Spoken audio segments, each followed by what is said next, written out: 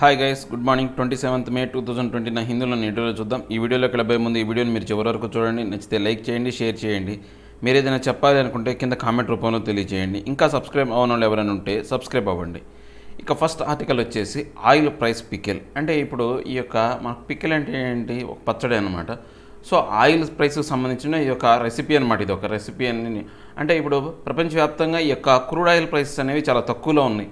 ఇలా తక్కువలో ఉన్న సమయంలో కూడా మన భారతదేశం ఏం చేస్తుందంటే ఈ యొక్క సుంకాలు అనేవి, ఈ యొక్క ఎక్సైజ్ సుంకం కావచ్చు, లేకపోతే ఈ యొక్క కస్టమ్స్ డ్యూటీ, ఇలా రకరకాల సుంకాలు అనేవి ఎక్కువగా వేస్తూ భారతదేశంలో ఈ యొక్క ఆయిల్ ప్రైసెస్ అనేవి తగ్గనీయకుండా చూస్తుంది. ఎందుకని ఇప్పుడు భారతదేశంలో పూర్తిగా ఎకానమీ అనేది బాగా దెబ్బతిన్నదనమాట. సో ప్రభుత్వానికి ఆదాయం అనేది లేకుండా పోయింది. ఈ యొక్క విధానం ద్వారా, ఈ యొక్క ఆయిల్ ప్రైసెస్ విధానం ద్వారా ఈ యొక్క ఆదాయాన్ని సమకూర్చుకొని మన భారతదేశంలో కావాల్సినటువంటి ఈ యొక్క స్కీమ్స్ ఏవైతే ఉన్నాయో, అంటే ఇక వెల్ఫేర్ స్కీమ్స్ అంటాం కదా, ఆ వెల్ఫేర్ స్కీమ్స్ సరిపోయే మూలధనాన్ని సమకూర్చుకోవడం కోసం భారతదేశం ఇలాంటి పనులు చేస్తుందన్నమాట. సో ఇప్పుడు ఉన్న సిచ్యువేషన్లో ఏంటి అంటే ఈ లాక్డౌన్ కారణంగా ఏంటంటే పూర్తిగా డిమాండ్ అనేది పడిపోయిందనమాట. సో ఈ యొక్క ఆర్థికంగా సముపార్జన సంపాదించుకోవడం కోసం భారతదేశం పూర్తిగా ఆయిల్ ప్రైసెస్ మీద ఆధారపడటం అనేది సరైన అంశం కాదు. ఎందుకని ఆటోమొబైల్ రంగం అనేది దిగజారిపోయింది. దాంతోపాటు ఈ యొక్క లాక్డౌన్ కారణంగా చాలా వరకు ఈ యొక్క క్రూడ్ ఆయిల్ యూసేజ్ కూడా తగ్గింది. సో ఇలాంటి సమయంలో మళ్ళీ వీటి ద్వారా మీదే ఆధారపడి ఆదాయం సంపాదించుకోవడం అనేది కరెక్ట్ అయిన అంశం కాదని చెప్పే ఆర్టికల్ అనమాట. ఒకసారి చూద్దాం. The increased duty on fuel కెనా ఫండ్ వెల్ఫేర్. అంటే ఇప్పుడు ఏదైతే ఈ యొక్క పెంచిన డ్యూటీని, ఈ సుంకాలని, ఈ యొక్క ఫ్యూయల్ మీద పెంచిన ఈ సుంకాలని దేనికి ఉపయోగిస్తున్నారు అంటే ఈ యొక్క వెల్ఫేర్ స్కీమ్స్కి ఫండింగ్ అనమాట. అంటే వాటికి మూలధనాన్ని ఏర్పాటు చేయడం కోసం, ఈ యొక్క సంక్షేమ పథకాలకు మూలధనాన్ని ఏర్పాటు చేయడం కోసం వీటిని పెడుతున్నారు. But arbitrary methods will have implications. అంటే దీంతోపాటు వీటికి సపోర్టివ్గా ఇంకొన్ని విధానాలు, ఆర్బిటరీ అంటే ఛాన్సెస్, ఇంకొన్ని విధానాలు, అంశాలు అనేవి, స్వేచ్ఛైన కొన్ని అంశాలు అనే వాటిని కూడా వీళ్ళు పరిగణలోకి తీసుకోవాలన్నమాట. అంటే ఇంప్లికేషన్స్ అంటే సూత్రప్రాయంగా పరిగణలోకి తీసుకొని ఈ యొక్క ఆర్థికంగా ఉన్న ఈ యొక్క లోటుని పూడ్చుకునే విధంగా చూడాలి. పూర్తిగా ఆయిల్ రేట్ల మీద ఆధారపడటం అనేది సరైనది కాదు. అంటే ఒకటే బర్రె పాలు ఇస్తుందని చెప్పింది దాన్ని పిండుతుండే కనుక అది ఏం చేస్తుంది, చివరికి ఆ పాలు ఇవ్వలేక చచ్చిపోతుంది. అలానే ఇలా ఒకదాని మీదే పిండటం వల్ల ఏమవుతుందంటే ఆ రంగం పూర్తిగా కుదేలైపోయి నాశనం అయిపోయే అవకాశం ఉందని చెప్పే ఆర్టికల్ అనమాట. ఈ ఆర్టికల్లోకి వెళ్ళబోయే ముందు దీంట్లో ఉన్న డిఫికల్టీ వర్డ్స్ మనం ఒకసారి చూద్దాం. ఈ డిఫికల్టీ వర్డ్స్ అనేది నేను కింద డిస్క్రిప్షన్లో పీడిఎఫ్ లింక్ అనేది ప్రొవైడ్ చేస్తున్నాను. మీరు ఈ వీడియోని చూడబోయే ముందు కానీ లేదా ఈ ఆర్టికల్ని పేపర్లో చదవబోయే ముందు ఒకసారి ఈ యొక్క డిఫికల్టీ వర్డ్స్ని డౌన్లోడ్ చేసుకొని చదవడానికి ట్రై చేయండి. దీనివల్ల ఏమవుతుందంటే మీకు పేపర్ చదివేటప్పుడు కానీ వీడియో చూసేటప్పుడు కానీ ఈజీగా ఉంటుంది. దీంతోపాటు నేను కింద ఈ పేపర్ని కూడా ప్రొవైడ్ చేస్తున్నాను. అంటే హిందూ ఈ పేపర్ని కూడా ప్రొవైడ్ చేస్తున్నాను. ఎవరికైతే పేపర్ అవైలబిలిటీలో లేదో వాళ్ళు డౌన్లోడ్ చేసుకొని పేపర్ చదవడానికి ట్రై చేయండి.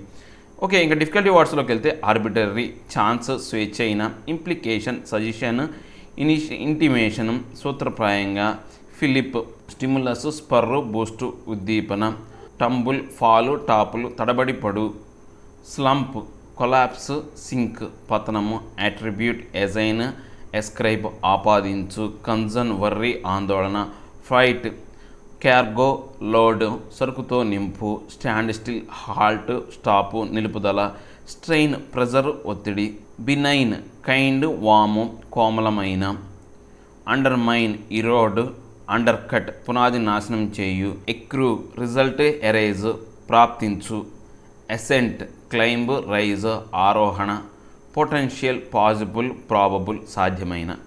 ఇవి దీంట్లో ఉన్న డిఫికల్టీ వర్డ్స్ అండి. ఇక మనం ఆర్టికల్లోకి వెళితే union petroleum minister Dharmendra Pradhan's recent remark that centre is taking a cautious and conscious approach of ensuring a balance in fuel prices and aims to use the resultant saving for welfare is on the face of it unexceptionable. అంటే ఇప్పుడు union prime minister అయినటువంటి ధర్మేంద్ర ప్రధాన్ అంటే petroleum minister అనమాట. ఈయన ఈ యొక్క కేంద్రం ఎలాంటి విధానాలను అప్రోచ్ అవుతుంది అంటే ఈ యొక్క ఫ్యూయల్ ప్రైసెస్ మీద, ఈ యొక్క ఆయిల్ ప్రైసెస్ అంటే క్రూడ్ ఆయిల్ ప్రైసెస్ మీద ప్రభుత్వం అనేది చాలా జాగ్రత్తగా, కాన్షియస్గా అంటే స్పృహలో ఉన్న విధానాన్ని అవలంబిస్తుంది. ఈ యొక్క రేట్లు పెంచడం గురించి దేనికోసం ఈ యొక్క విధానాన్ని అవలంబిస్తుంది అంటే ఈ యొక్క మిగిలిన డబ్బులు, అంటే ఈ యొక్క రేట్లు పెంచగా వచ్చిన అధిక మొత్తం డబ్బులను వీళ్ళు ఏం చేస్తున్నారంటే ఈ సంక్షేమ పథకాల కోసం ఖర్చు పెడుతున్నారన్నమాట. ఇలాంటి సంక్షేమ పథకాలు అనేవి అనివార్యం అనమాట. అంటే వీటిని పక్కన పెట్టలేని అంశాలు అంట. అన్ఎక్సెప్షనబుల్ అంటే పక్కన పెట్టే అంశాలు కాదనమాట. ఈ సంక్షేమ పథకాలన్నీ ఖచ్చితంగా ఉండాలి కాబట్టి వాటికి చేయూత ఇచ్చేందుకు ఈ యొక్క ఆయిల్ ప్రైసెస్ పెంచుతున్నారని చెప్పేసి ఈ యొక్క union petrol minister Dharmendra Pradhan చెప్పాడు. With global oil prices still about 45% lower than 2019 closing levels are despite coordinated supply cuts by major producers, India had an opportunity to pass on the benefit to consumers and provide a flip-flop to becalmed consumption. అంటే ఇప్పుడు ప్రపంచవ్యాప్తంగా ఈ యొక్క oil prices అనేవి 45% అనేది తక్కువగా ఉన్నాయి. 2019 చూసుకుంటే ఈ యొక్క సప్లై కట్ కూడా తగ్గినప్పటికీ కూడా ఈ ఆయిల్ ప్రైస్ అనేది 45% అనేది తక్కువగా ఉందన్నమాట. 2019 చూసుకుంటే రేటు తక్కువ, దీంతో పాటు సప్లై కూడా తక్కువ, ఎందుకంటే డిమాండ్ లేదు కాబట్టి సప్లై కూడా తక్కువ ఉంది. సో ఇప్పుడు ఇండియాకి ఒక ఆపర్చునిటీ వచ్చిందనమాట. ఎందుకోసం ఈ యొక్క ఏదైతే ఈ యొక్క ఆయిల్ ప్రైసెస్ అనేవి ఉద్దీపన కలిగించి ఈ కన్జ్యూమర్స్కి కొంతవరకు ఉపశమనం కల్పించి, ఫిలిప్ అంటే ఏంటి అంటే ఉద్దీపన కలిగించడం అనమాట. అంటే వాళ్ళకు చేయూతనిచ్చే విధంగా ఈ కన్జ్యూమర్స్కి చేయొచ్చు అనమాట. That deregulated oil marketing companies choose not to reduce pump price even when crude tumbled last month would be attributed to their caution amid a sharp slump in demand in the wake of the nationwide lockdown. కానీ ఇప్పుడు ఇలా పడిపోయినప్పటికీ కూడా ఈ యొక్క డీరెగ్యులేటెడ్ అంటే ఒక regulation లేనటువంటి ఈ ఆయిల్ మార్కెట్ విధానంలోని చాలామంది ఏమంటున్నారు, కంపెనీస్ వాళ్ళు ఏమంటున్నారంటే ఈ ఆయిల్ ప్రైసెస్ తగ్గించవచ్చు. ఎందుకని లాస్ట్ మంత్ మొత్తం కూడా ఈ యొక్క తడబాటు అనేది ఏర్పడింది అనమాట, పూర్తిగా తడబాటు అనేది. ఎందుకనేది ఈ యొక్క డిమాండ్ అనేది పూర్తిగా తగ్గిపోయింది. ఈ లాక్డౌన్ కారణంగా పూర్తిగా ఈ డిమాండ్ తగ్గిపోవడం వల్ల ఈ ఆయిల్ వాడకం కూడా తగ్గిపోయింది కాబట్టి దానివల్ల నష్టాలు ఏర్పడతాయి. సో ఆయిల్ ప్రైసెస్ తగ్గించకూడదని చెప్పేసి ఈ ఆయిల్ కంపెనీస్ అనేవి చెప్తున్నాయి అనమాట. It is the government decision earlier in May to raise excise duty on petrol and diesel for a second time less than 2 months that raises several concerns. అంటే ఇప్పుడు ఈ యొక్క కేంద్ర ప్రభుత్వానికి ఒక డెసిషన్ అనమాట.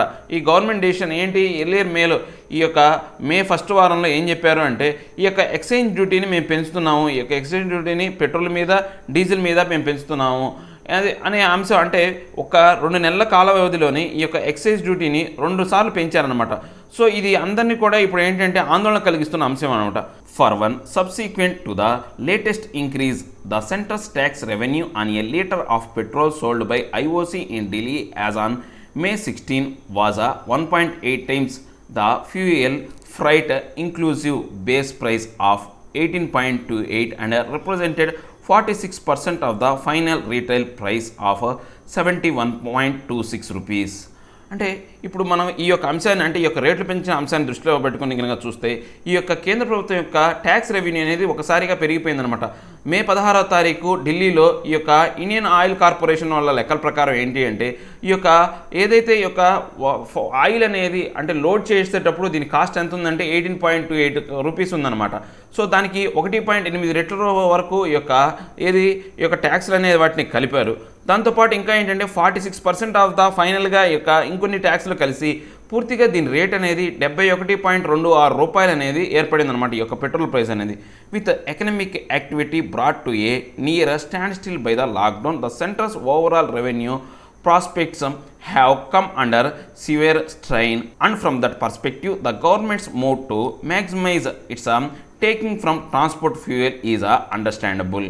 అంటే ఇప్పుడు మనం కనుక చూస్తే ఈ యొక్క లాక్డౌన్ కారణంగా పూర్తిగా ఈ యొక్క ఆర్థిక వ్యవస్థ అనేది స్టాండ్ స్టిల్ అనమాట, నిలిచిపోయింది అనమాట, పూర్తిగా స్టాండ్ స్టిల్ అయిపోయింది. ఓవరాల్ రెవెన్యూ అనేది కూడా పూర్తిగా పడిపోయి ఎలా అయిందంటే సివియర్ స్ట్రెయిన్ అనమాట, చాలా ఒత్తిడిలోకి గురైందనమాట. అలాంటి సమయంలో ఈ యొక్క ట్రాన్స్పోర్ట్కు సంబంధించినటువంటి ఆయిల్ అనేది పెంచడం, రేట్లు పెంచడం, మ్యాక్సిమంగా పెంచడం అనేది అందరూ అర్థం చేసుకోవడం విషయం, అండర్స్టాండబుల్, అందరికీ అర్థమవుతుంది అనమాట.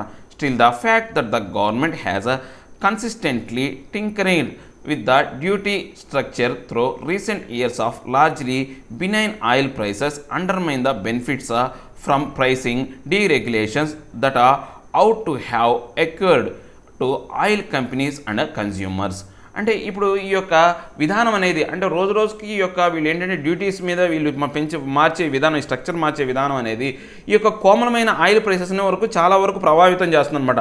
దీంతోపాటు ఏంటి అంటే ఈ యొక్క బెనిఫిట్స్ ఏవైతే ఉన్నాయో ఈ ప్రైసింగ్ తగ్గుదల వల్ల వచ్చే బెనిఫిట్స్ అన్నీ కూడా నాశనం చేసే విధంగా ఉన్నాయన్నమాట, అండర్మైన్స్ అనమాట, నాశనం చేసే విధంగా ఉన్నాయి. ఎవరికి? ఈ యొక్క ఆయిల్ కంపెనీస్ కావచ్చు, లేకపోతే ఈ కన్జ్యూమర్స్ కావచ్చు, వాళ్ళకు ప్రాప్తించే బెనిఫిట్స్ అన్నీ కూడా ఇలాంటి యొక్క స్ట్రక్చర్ వల్ల నాశనం అయ్యే విధంగా ఉందన్నమాట. Back in 2018 ahead of key assembly elections the center had cut the excise duty at a time when global crude prices were on the essential in order to minimize any electoral fallout from unchecked fuel costs. అంటే మనం వెనక్కి పోయి 2018 సంవత్సరం కనుక చూసుకుంటే ఈ యొక్క భారతదేశ ప్రభుత్వం అనేది ఈ యొక్క సెంట్రల్ గవర్నమెంట్ అనేది ఈ ఎక్సైజ్ డ్యూటీని అనేది తగ్గించిందనమాట. ఎలా తగ్గించింది, ఎట్లా ప్రపంచవ్యాప్తంగా ఈ యొక్క ఆయిల్ ప్రైసెస్ అనేవి కూడా ఎసెంట్ అనమాట, ఆరోహణ క్రమంలో అంటే పెరుగుతున్నప్పటికీ కూడా వీళ్ళు ఏం చేశారు, ఈ ఎక్సైజ్ డ్యూటీని తగ్గించారు. ఎందుకోసమని ఈ యొక్క ఆయిల్ ప్రైసెస్ వల్ల వాళ్ళకి ఏమైనా ఓటు బ్యాంక్ అనేది పడిపోయిద్దామో, ఓట్లు ఏమైనా తగ్గిపోతాయని చెప్పేసి ఈ యొక్క ఆయిల్ ప్రైసెస్ కాస్ట్ అనేది తగ్గించారనమాట. The government's goal of maximising revenue from fuel products to fund welfare schemes can only bear fruit if demand for petrol and diesel remains unaffected by the continuing high costs. అంటే ఇప్పుడు ఈ యొక్క government అనేది ఎక్కువ శాతం ఈ యొక్క oil మీద ట్యాక్సులు పెంచి రెవెన్యూను సాధించి వాటిని వెల్ఫేర్ స్కీమ్స్కి అంటే ఆపాదించడం, ఆ వెల్ఫేర్ స్కీమ్స్కి కోసం వాటిని ఉపయోగించడం అనేది ఒక బేర్ ఫ్రూట్ అనమాట. అంటే బేర్ ఫ్రూట్ అంటే ఒక పుల్లని పండు అనమాట, అంటే మనం అంటే ఒప్పుకోలేని పండు. ఎందుకని ఈ యొక్క ఆయిల్ ప్రైసెస్ అనేవి ఎంత పెరిగినప్పటికీ కూడా అవి అన్ఎఫెక్టెడ్ కాస్ట్ పెరిగినప్పటికీ కూడా వాటి యొక్క వాడకం అనేది అంటే హెచ్చు తగ్గులే లేవు, వాడకం మాత్రం అలానే ఉంటుంది. దాని మీద ఇలాంటి ప్రభావం చూపడం అనేది కరెక్ట్ కాదు. బేర్ ఫ్రూట్ అనమాట, అంటే ఒక పుల్లని పండులాగా ఉంటుంది అనమాట. With curbs on interstate road transport still in place, contracting automobile sales unlikely to recover anytime soon, job losses and pay cuts sure to shrink a household budget, it is hard to see transport fuel demand rebounding to pre-lockdown levels for at least 1 or 2 quarters. అంటే ఇప్పుడు already ఏంటి ఈ యొక్క intrastate transport అనేది కూడా అవరోధాలు ఉన్నాయన్నమాట, అంటే ఇబ్బందులు ఉన్నాయి. ఎందుకని ఇప్పుడు ఈ కోవిడ్-19 కారణంగా ఒక రాష్ట్రం నుంచి ఇంకో రాష్ట్రానికి ప్రయాణం అనేవి లేవు. దాంతోపాటు ఈ ఆటోమొబైల్ రంగం అనేది పూర్తిగా కుదేలైపోయింది, బాగా కుసించుకుపోయింది అనమాట, కాంట్రాక్టింగ్ అనమాట కుసించుకుపోయింది అనమాట. సో ఇప్పుడు జాబ్ లాసెస్ అంటే చాలామంది ఈ యొక్క కోవిడ్-19 కారణంగా ఉపాధి కోల్పోయారు, ఉద్యోగాలు కోల్పోయారు. దాంతోపాటు ఈ కొంతమందికి ఉన్న వాళ్ళ ఉద్యోగాలు కొంతమంది ఏమైందంటే వాళ్ళకి పే అనేది సగం వరకు కోత విధించబడింది. ఇలాంటి వాటి వల్ల ఏమైంది అంటే ఈ యొక్క ఇళ్ళ యొక్క బడ్జెట్ అనేది పూర్తిగా తగ్గిపోయింది అన్నమాట, షింక్ అయింది, పూర్తిగా కుసించుకుపోయింది. అంటే ఇంట్లో వాళ్ళు ఖర్చు పెట్టి అంటే వాళ్ళ యొక్క బయింగ్ కెపాసిటీ అనేది పడిపోయిందనమాట. భారతదేశంలో ఉన్న కుటుంబాలకి బయింగ్ కెపాసిటీ అనేది పడిపోయిందనమాట.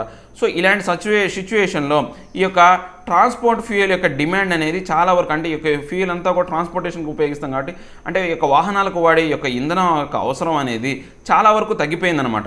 సో దానివల్ల ఏమవుతుందంటే ఇక ప్రీ లాక్డౌన్ కండిషన్కి రావాలి అంటే 1 or 2 quarters అంటే రాబోయే ఇంకో 1 లేదా 2 quarters అనేది మినిమం టైం పడుతుంది అనమాట.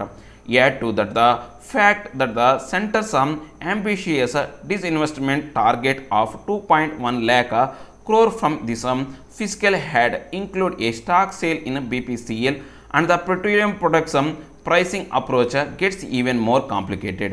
అంటే దీంతో పాటు అంటే ఈ అంశాలన్నితో పాటు కొన్ని అంశాలన్నితో పాటు వీటితో పాటు జోడించిన అంశం ఏంటంటే భారతదేశం అనేది 2.1 లక్షల కోట్ల రూపాయలు అనే ఒక పెట్టుబడులు అనేది ఉపసంహరించుకోవాలని చూస్తుంది.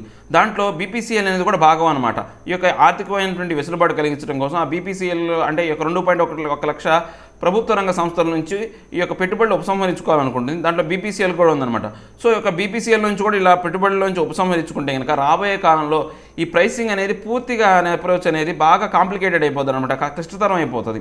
With potential investors unlikely to be impressed by the lack of autonomy in the sector, it is in the government's interest not to risk the healthy of goose that lays the golden eggs. అంటే ఇప్పుడు ఈ potential investors అంటే ఈ BPCL కంపెనీని కొనాలనుకునే సాధ్యమైనంత వరకు investors అందరూ కూడా దాని మీద ఎక్కువ ఇంట్రెస్ట్ చూపించారన్నమాట. ఎందుకని ఈ యొక్క ఆయిల్ ప్రైస్ అనేవి పెరిగినప్పటికీ కూడా డిమాండ్ తక్కువ ఉండటం వల్ల దాని మీద ఆదాయం తక్కువ ఉంటుంది కాబట్టి వాళ్ళు ఎక్కువగా ఇంట్రెస్ట్ చూపరు అనమాట.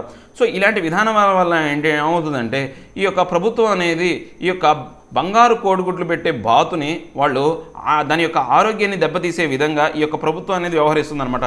సో ఇలా కంటిన్యూస్గా ఒకే దాని మీద వీళ్ళు ఆర్థికంగా పెండాలని చూస్తే ఆ రంగం అనేది పూర్తిగా నాశనమైపోయే అవకాశం ఉందని చెప్పేసి చెప్తున్నారు అనమాట. అంటే ఏం లేదండి, ప్రైసెస్ పెరుగుతున్నాయి. ప్రైసెస్ పెరిగినప్పటికీ కూడా ఇండియా ప్రభుత్వం ఇండియన్ గవర్నమెంట్ అనేది ఆ పెరిగిన ప్రైసెస్ని ఎటువంటి తగ్గించకుండా ఇంకా ఎక్సైజ్ డ్యూటీని పెంచి దాని మీద వచ్చే ఆదాయాన్ని వెల్ఫేర్ స్కీమ్స్కి ఖర్చు పెట్టాలని చూస్తుంది. కానీ ఇప్పుడున్న సిచ్యువేషన్లో ఆయిల్ ప్రైసెస్ పెరిగినా తగ్గినా కానీ ప్రభావం లేదు. ఎందుకని ఈ యొక్క ఆయిల్ వాడకం అనేది ట్రాన్స్పోర్టేషన్ అనేది పూర్తిగా లాక్ అయిపోయింది కాబట్టి సో ఆయిల్ వాడకం అనేది తగ్గిపోయింది. ఇలాంటి సమయంలో వాళ్ళు రేట్లు పెంచినప్పటికి కూడా ఎటువంటి ఉపయోగం ఉండదు అని చెప్పేసి వీళ్ళు చెప్తున్నారు అనమాట. Next common factors. ఇది కామన్ ఫ్యాక్టర్స్ అనేది దేనికి సంబంధించిందంటే యూఎస్కి చైనాకి సంబంధించినటువంటి ఈ యొక్క వార్కు సంబంధించి ఇదే సమయంలో ఏంటంటే యూఎస్లో కూడా ఎలక్షన్స్ అనేవి జరుగుతున్నాయి. దీనికి ఒక రాబోయే నవంబర్లో వాళ్ళ యొక్క ప్రెసిడెన్షియల్ ఎలక్షన్స్ అనేవి రాబోతున్నాయి కాబట్టి సో ఇలాంటి ప్రెసిడెన్షియల్ ఎలక్షన్స్ టైంలో ఈ చైనాకి ఈ యొక్క యూఎస్కి మధ్య గొడవ అనేది చాలా వరకు ప్రభావితం చూపిస్తుంది అని చెప్పే ఆర్టికల్ అనమాట. China is now a dominant subject in US politics as the election draws closer. అంటే ఈ యొక్క ఎలక్షన్లు దగ్గర పడుతున్న సమయంలో ఈ యొక్క యూఎస్కి అంటే యునైటెడ్ స్టేట్స్కి ఈ యొక్క చైనా యొక్క అంశం అనేది ఒక ఎక్కువగా ప్రభావితం చేసే అంశం, ఆ సబ్జెక్ట్ అనేది ఎక్కువగా ప్రభావితం చేసే అంశం అని చెప్తున్నాను అనమాట. ఈ ఆర్టికల్లోకి వెళ్ళబోయే ముందు దీంట్లో ఉన్న డిఫికల్టీ వర్డ్స్ మనం ఒకసారి చూద్దాం.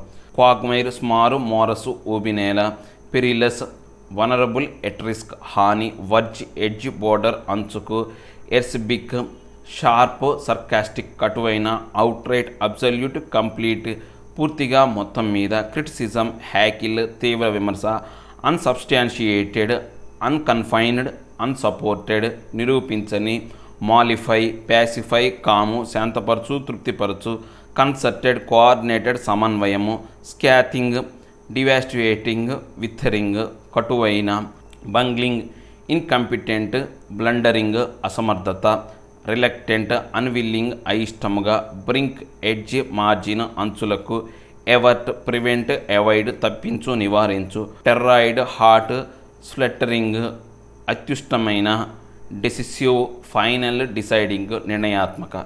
ఇవి దీంట్లో ఉన్న డిఫికల్టీ వర్డ్స్ అండి. ఇక మనం ఆర్టికల్లోకి వెళితే president Donald Trump is entering deeper into a political quagmire on 3 related fronts. అంటే ఇప్పుడు ఈ యొక్క ప్రెసిడెంట్ డొనాల్డ్ ట్రంప్ అనే యుఎస్ ప్రెసిడెంట్ డొనాల్డ్ ట్రంప్ పూర్తిగా రాజకీయపరమైనటువంటి ఊబిలో కూరుకుపోతున్నాడు అనమాట. దీంట్లో ముఖ్యంగా 3 అంశాలు ఉన్నాయన్నమాట. 3 రిలేటెడ్ ఫ్రంట్స్ అనమాట. దీనికి సంబంధించి 3 అంశాలు ఉన్నాయన్నమాట. అమెరికాస్ డెత్ టోల్ ఫ్రమ్ కోవిడ్-19 is perilously close to the psychologically important mark of 1 lakh. అంటే ఈ కోవిడ్-19 కారణంగా సంభవించినటువంటి మరణాలు అనేవి హానికరమైనటువంటి యొక్క సైకలాజికల్గా దెబ్బతీసే యొక్క హానికరమైన పొజిషన్లో దగ్గర 1,00,000 వరకు మరణాలు ఉన్నాయన్నమాట. రాబోయే కాలంలో ఈ 1,00,000 అనేది కంప్లీట్ అవుతుంది అనమాట. సో అంత ప్రమాదమైన సైకలాజికల్గా దెబ్బతీసే అంశం అనమాట. The economy looks to be on the verge of slipping into a deep recession if not outright depression in the wake of pandemic impact across sectors and his management of both crises is facing acerbic criticism from Democrats even as the 2020 US presidential elections draws closer. అంటే ఇప్పుడు దీంతో పాటు ఏంటి అంటే ఈ యొక్క economy అనేది చాలా వరకు పూర్తిగా అంచుల్లో ఉందన్నమాట. పడిపోవడానికి అంచుల్లో దగ్గరగా ఈ యొక్క సంక్షోభంలో పడిపోవడానికి అంచుల్లో ఉంది. దాంతోపాటు అంటే వర్జెంట్ ఏంటంటే అంచుల్లో ఉంటాం అనమాట. దాంతోపాటు ఈ యొక్క అది ఒక్క అంశమే కాకుండా పూర్తిగా ఈ యొక్క ఎకానమీకి సంబంధించిన అంశమే కాకుండా దీంతోపాటు ఈ యొక్క కోవిడ్ ఇంపాక్ట్ అనేది కూడా ఈ యొక్క పెండమిక్ ఇంపాక్ట్ వల్ల చాలా రంగాలు అనేవి బాగా దెబ్బతిన్నాయి అన్నమాట. సో దీన్ని మేనేజ్ చేయడంలో అంటే ఈ యొక్క ఎకానమీని మేనేజ్ చేయటం దాంతోపాటు ఈ కోవిడ్-19ని మేనేజ్ చేయడంలో ఆయన చాలా వరకు ఏంటి అంటే కటువైన క్రిటిసిజాన్ని అంటే కటువైనటువంటి తీవ్ర విమర్శను ఆయన ఎదుర్కొంటున్నాడు అనమాట. వీటిని సరిగ్గా మేనేజ్ చేయలేకపోయాడని చెప్పేసి ఈ డెమోక్రటిక్స్ దగ్గర నుంచి చాలా వరకు ఎవరైతే ప్రత్యర్థులైనటువంటి డెమోక్రటిక్స్ నుంచి చాలా వరకు ఈయన కటువైన విమర్శలు ఎదుర్కొన్నాడు. అంటే యాడ్సెపిక్ అంటే ఏంటంటే కటువైన, క్రిటిసిజం అంటే తీవ్ర విమర్శ. సో ఎవరు ఎదుర్కొంటున్నాడు. 2000 ఎలక్షన్స్ అనేవి ఇంకా రాబోయే కాలంలోనే ఉన్నాయన్నమాట. రేపు నవంబర్లోనే ఉన్నాయన్నమాట. There is one factor that links all 3 political hazards he is facing China. అంటే ఇప్పుడు ఈ యొక్క 3 అంశాలని కనుక మనం చూస్తే ఈ యొక్క 3 అంశాలకి ఒకటే ఒక కారణం ఏంటి అంటే చైనా అనమాట. చూడండి మనం ఫస్ట్ కారణం ఏం చెప్పాము, కోవిడ్-19 కారణంగా మరణాలు అనేవి దగ్గర 1,00,000కి వెళ్ళిపోతున్నాయి. అది ఫస్ట్ కారణం. రెండో కారణం ఏంటి, ఈ యొక్క ఆర్థికపరమైనటువంటి ఇబ్బందులు ఏర్పడటం వల్ల ఈ యొక్క ఆర్థిక పరంగా సంక్షోభం అనేది అంచుల్లో ఉన్నామన్నమాట. సంక్షోభంలో పడిపోయే అవకాశం ఉంది. అది రెండో కారణం. దాంతోపాటు ఈ యొక్క కోవిడ్-19ని సరిగా మేనేజ్ చేయకపోవటం వల్ల చాలా రంగాలు అనేవి దెబ్బతిన్నాయి. ఈ 3 కారణాలకు ముఖ్యంగా మనం ఏదైనా ఒక ఎవిడెన్స్ అంటే ఒక ఇబ్బందికరమైన పరిస్థితి ఏర్పడింది ఈ 3 కారణాల వల్ల అంటే దానికి కారణం ఎవరు అంటే చైనా అనమాట. దానికి ఏంటి అంటే ఈ కోవిడ్-19 వల్ల మరణాలు సంభవించడానికి కారణం చైనా నుంచే వచ్చింది. కోవిడ్-19 కంట్రోల్ చేయకపోవడానికి కారణం చైనా అనేది సరైన టైంలో ఇన్ఫర్మేషన్ ఇవ్వలేదు. తర్వాత ఈ యొక్క ఆర్థికంగా పడిపోవడానికి కారణం చైనాతో ఈ యొక్క ట్రేడ్ వార్ జరగటం. ఈ 3 అంశాల కారణం చైనా అనమాట. On the pandemic front mister Trump has regularly tweeted to the effect that the novel coronavirus ought to be called the China virus, and his top officials including Secretary of State Mike Pompeo have made unsubstantiated suggestions that the virus may have leaked out of a Wuhan laboratory. అంటే ఇప్పుడు కంటిన్యూస్గా మన ఈ యొక్క Trump అనేది COVID-19 సంబంధించి ఈ యొక్క నావెల్ కరోనా వైరస్ సంబంధించి ఆయన ఇచ్చే ట్వీట్లకు సంబంధించి చూస్తే కనుక ఆయనది ఈ వైరస్ని చైనా వైరస్గా అభివర్ణించాడు. దాంతోపాటు ఈ యొక్క యుఎస్లో ఉన్నటువంటి టాప్ అఫీషియల్ అయినటువంటి సెక్రటరీ ఆఫ్ స్టేట్ మైక్ పొంపా అనే అతను ఈయన ఏం చెప్పాడంటే ఒక అన్సబ్స్టాంటియేటెడ్ అంటే నిరూపించలేనిటువంటి ఒక సజెషన్ ఒక సలహా అనేది చెప్పాడనమాట. అంటే ఈ యొక్క వైరస్ అనేది చైనా యొక్క వుహాన్ ల్యాబ్లోంచే పుట్టిందని చెప్పేసి ఆయన చెప్పాడనమాట.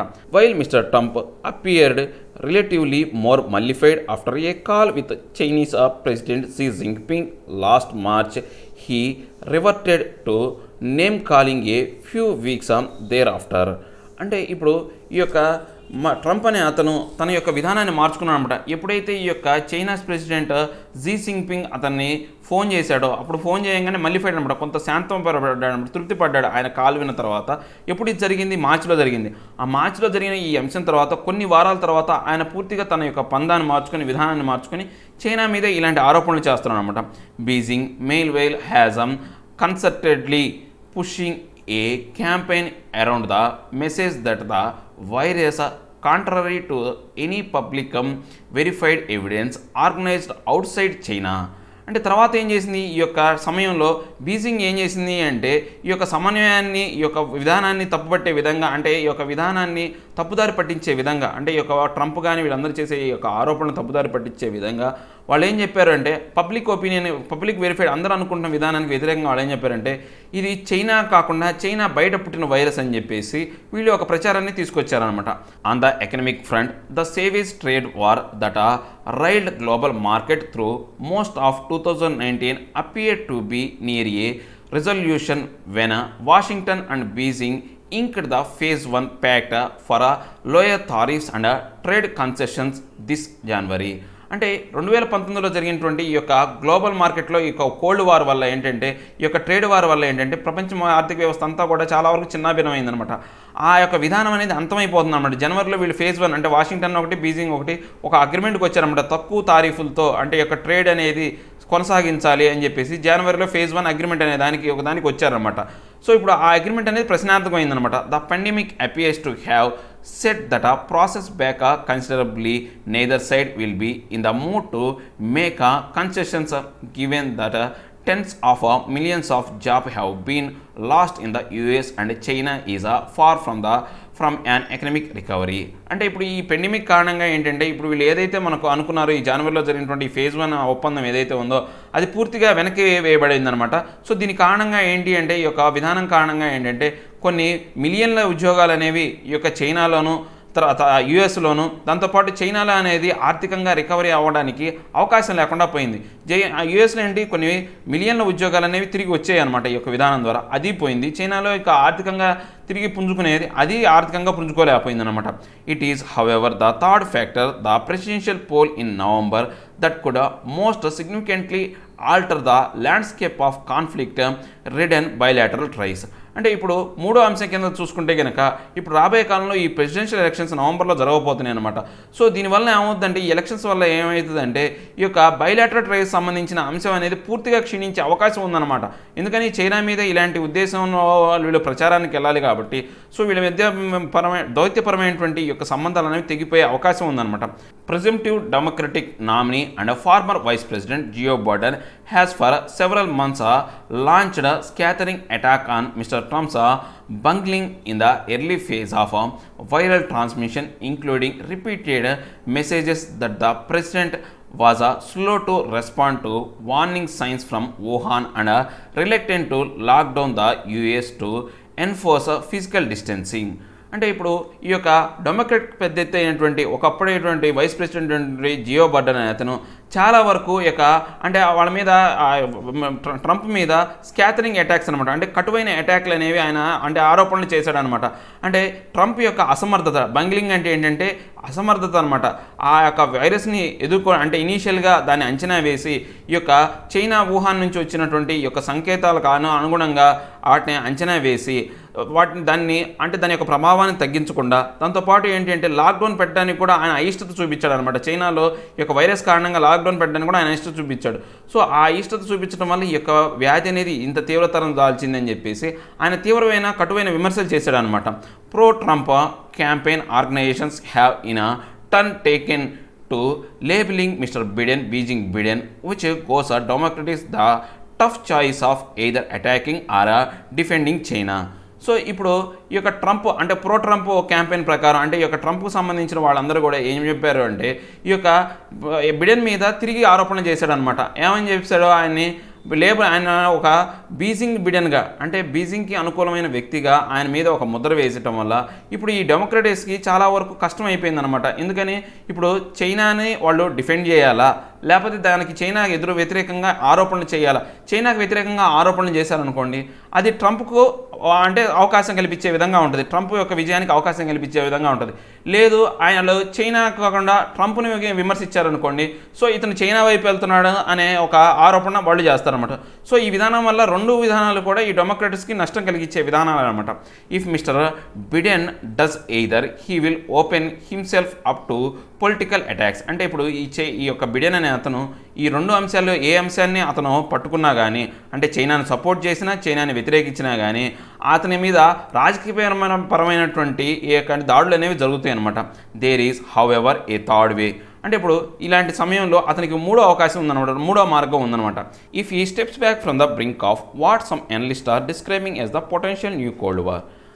ఇప్పుడు చాలామంది యొక్క అనలిస్టులు ఏం చెప్తున్నారంటే ఇది ప్రపంచానికి ఒక కొత్త కోల్డ్ వార్. ఇంతకుముందు కోల్డ్ వార్ అనేది ఎవరెవరు జరిగిందంటే యూఎస్కి రష్యాకి జరిగింది. ఇప్పుడు ఈ కోల్డ్ వార్ అనేది ఈ యొక్క చైనాకి యూఎస్కి జరుగుతుందన్నమాట. ఇప్పుడు ఈ చైనాకి యూఎస్కి జరిగే ఈ యొక్క కోల్డ్ వార్ అంచుల నుంచి ఆయన వెనక్కి తగ్గాలన్నమాట. ఎందుకంటే వెనక్కి తగ్గాలో చెప్తున్నాడు. Based on the understanding that neither side would stand to gain from the cumulative tally of economic and geopolitical conflict.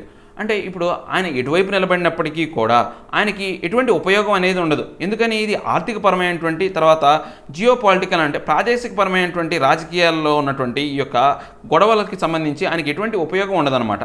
He may not only ever A terroid clash between the two nations, but in the process he might win over economically insecure, independent and undecided voters across the US who are decisively important to secure an election victory. So ఈ యొక్క విధానాన్ని ఆయన అవలంబించడం వల్ల ఆయన వీళ్ళిద్దరి మధ్య ఈ రెండు దేశాల మధ్య ఉన్నటువంటి ఈ యొక్క అత్యుష్టమైనటువంటి అత్యంత వేడికరమైనటువంటి పరిస్థితులను నివారించడం. టెర్రాయిడ్ అంటే అత్యుష్టమైన పరిస్థితులు అనమాట, అత్యుష్టమైన అని. తర్వాత ఎవట్ అంటే నివారించడం అనమాట. ఈ యొక్క అత్యుష్టమైన పరిస్థితులను నివారించడమే కాకుండా ఆ దేశంలో ఎకనామికల్ ఆర్థిక పరంగా బాగా అట్టడుగు వర్గాలు ఇన్సెక్యూర్ ఆర్థికంగా సహాయం లేని వాళ్ళు, తర్వాత కొంతమంది ఇండిపెండెంట్స్ ఎవరైతే ఉన్నారో, తర్వాత కొంతమంది అన్డిసైడెడ్ ఓటర్స్ ఎటు ఓటు వేయాలో అర్థం కాని ఓటర్స్ ఎవరైతే ఉన్నారో వాళ్ళ ఓట్లన్నీ కూడా ఈయన సంపాదించుకొని వాళ్ళే అనమాట ఒక నిర్ణయాత్మకమైన విజయాన్ని అందించడానికి కారణమయ్యేవాళ్ళు వాళ్ళ యొక్క ఓట్లను ఈయన సంపాదించుకోవచ్చు అనమాట. Not only the US and China but the world at a large might stand to gain if he did that. ఇప్పుడు ఈ యొక్క అంశం వల్ల ఇలాంటి విధానాన్ని ఆయన పాటించడం వల్ల ఒక యుఎస్ చైనాయే కాదు ప్రపంచం మొత్తం కూడా చాలా వరకు లబ్ధి చేకూరుతుంది, చాలా వరకు బాగుపడుతుంది అని చెప్తున్నారనమాట. సో ఏం లేదండి, ఇప్పుడు యుఎస్లో యొక్క గొడవ అనేది బాగా తీవ్రతరం అయిపోయింది ఈ యొక్క కోవిడ్-19 సంబంధించి. రాబోయే కాలంలో ఎలక్షన్స్ ఉన్నాయి. ఈ రాబోయే కాలంలో ఎలక్షన్స్ వల్ల ట్రంప్కి బాగా 3 ఎదురు దెబ్బలు ఉన్నాయన్నమాట. ముఖ్యంగా ఈ యొక్క ఎకనామికల్గా వాళ్ళు బాగా కుదేలైపోయారు. ఎందుకని ఈ యొక్క చైనాతో ట్రేడ్ వార్ వల్ల ఏమైందంటే చాలా వరకు ఉద్యోగాలు పోయినాయి. ఆ తర్వాత కోవిడ్-19 అనే దాన్ని కంట్రోల్ చేయలేకపోయాడు. ఆ కోవిడ్-19 కంట్రోల్ చేయకపోవడం వల్ల చాలా వరకు రంగాలు అనేవి దెబ్బతిన్నాయి. దానివల్ల ఈ కోవిడ్-19 కారణంగా దగ్గర ఆ యొక్క మరణాలు అనేవి 1,00,000 వరకు సంభవించే అవకాశం ఉందన్నమాట. సో ఇప్పుడు ఈ 3 అంశాలు అనేవి ట్రంప్ యొక్క రాబోయే ఎలక్షన్లకి ప్రశ్నార్థకంగా మారినాయి అనమాట. ఈ 3 అంశాలకు ఎవరు ప్రధాన కారణం అంటే చైనా అనే చెప్పాలి. సో ఇప్పుడు ఈ బిడెన్ అనే అతను ఈ యొక్క ట్రంప్కి వ్యతిరేకంగా పోటీ చేసే ఈ యొక్క అపోనెంట్ ఎవరైతే ఉన్నారో బిడెన్ అనే అతను ఇప్పుడు ఆయన కూడా కష్టమైన పొజిషన్లోనే ఉన్నాడు. ఇప్పుడు ఆయన చైనాను సపోర్ట్ చేసే విధంగా మాట్లాడితే ట్రంప్కు ఉపయోగం. ఎందుకని చైనాను సపోర్ట్ చేయాలంటే ట్రంప్ని విమర్శించాలి. ఎందుకని ఈ యొక్క కోవిడ్-19 సరిగ్గా ఎదుర్కోలేకపోయాడు అంటే వీళ్ళందరూ ఏమంటారు, ఇతను చైనాకు సపోర్ట్ చేస్తున్నారు అంటాడు. పోనీ చైనాను వదిలేసి ఈ యొక్క చైనాని విమర్శిస్తే కనుక ఆ విమర్శ అనేది ట్రంప్కు అవకాశం కలిగిస్తుంది అనమాట. చైనాని విమర్శించడం వల్ల ఏంది, ఓహో ఇలాంటి కారణాల వల్ల ట్రంప్ సరిగ్గా చేయలేకపోయాడు, లేకపోతే అతను బాగా చేసేవాడని సపోర్ట్ వస్తుందన్నమాట. సో ఇలాంటి వాదన వల్ల ఏమవుతుందంటే ఈ యొక్క బిడెన్కి ఈ 2 వాదనలు కూడా ఉపయోగం లేదు. సో దానివల్ల ఏంటంటే ఈ కోల్డ్ వార్, ఇప్పుడు ఏంటి చైనాకు యూఎస్కి కోల్డ్ వార్ అనేది జరుగుతుంది. ఆ కోల్డ్ వార్ నుంచి ఆయన బయటకు వచ్చేసి ఈ యొక్క అంటే 2 అంశాలను పక్కన పెట్టేసి ఆయన కొత్త విధానంతో బయటికి రావాలన్నమాట. సో దీనివల్ల ఏమవుతుందంటే ఆయనకు ఆర్థికంగా లేకపోతే ఎకనామికల్గా బాగా అంటే ఈ జియోపొలిటికల్ కాన్ఫ్లిక్ట్లోకి అంటే ఎకనామికల్గాను జియోపొలిటికల్ కాన్ఫ్లిక్ట్లోకి ఆయన ఎంటర్ అవ్వకుండా ఉండడం వల్ల ఏమవుతుందంటే అక్కడ ఆర్థికంగా వెనుకబడిన రంగాలు అయి ఉండొచ్చు, లేకపోతే కొంతమంది వ్యక్తులు అయి ఉండొచ్చు, లేకపోతే ఇండిపెండెంట్ వ్యక్తులు అంటే ఎవరికి ఓటు వేయకుండా అంటే ఏ పార్టీకి సంబంధించిన వ్యక్తులు అయి ఉండొచ్చు, లేకపోతే అన్డిసైడెడ్ ఓటర్స్ ఎవరికి ఓటు వేయాలో అర్థం కాని వ్యక్తులందరూ కూడా ఈయనకు ఓటు వేసే అవకాశం ఉందన్నమాట. దీనివల్ల ఈయనకి నిర్ణయాత్మకమైన విజయం ఆపాదించుకునే అవకాశం ఉందన్నమాట. ఇలాంటి విధానాన్ని ఆయన బైడెన్ కనుక అవలంబిస్తే అది యూఎస్కి చైనాకే కాకుండా ప్రపంచవ్యాప్తంగా అందరికీ మంచి చేసే విధంగా ఉంటుంది అని చెప్తున్నాను అనమాట. ఇవండి ఈరోజు నా హిందూలోని 2 ఆర్టికల్స్. నా ఎక్స్ప్లెనేషన్ మీకు నచ్చినట్లయితే లైక్ చేయండి, షేర్ చేయండి. మీరు ఏదైనా చెప్పాలి అనుకుంటే కింద కామెంట్ రూపంలో తెలియజేయండి. ఇంకా సబ్స్క్రైబ్ అవ్వని వాళ్ళు ఎవరైనా ఉంటే సబ్స్క్రైబ్ అవ్వండి. Thank you very much.